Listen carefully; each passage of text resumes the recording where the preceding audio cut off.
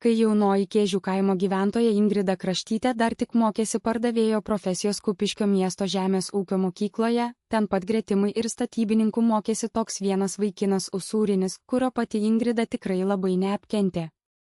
Taigi trečiakursis statybininkų mokinys Usūrinis Kumštis galop visiškai prarado savo turėtą panelę, pirmakursę virėją Vilmą, kai savų klasiokų spaudžiamas sutiko tai padaryti ir Vilmą jis paliko, su jie išsiskyrė.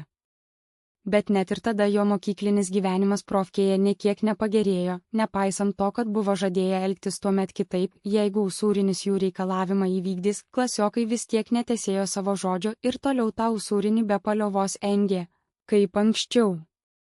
Maža to, kai kurie jų net ir ieškojo progos Usūrinį pašiepti vien dėl to, kad jis buvo skystablausdis ir liko be draugės, tad dėl to visas sausis mokykloje, iškart po naujųjų metų buvo klasės atstumtajam netgi dar sunkesnis. Vieną dieną per ilgąją pertrauką, kai Usūrinis laiką leido trečiajame aukšte, laukdamas būsimos pamokos, atėję du jo klasiokai, draugai Viržas ir šlykštusis Mariekas su savimi atsinešė ką tik mieste nusipirkto erotinio žurnalo Tik vyrams.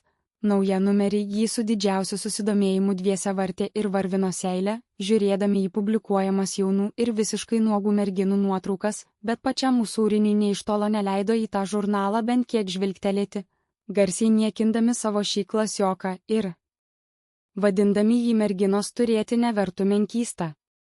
Ir tuo pačiu tai Usūrinį dar labiau skaudino viduje. 2005 metų sausis.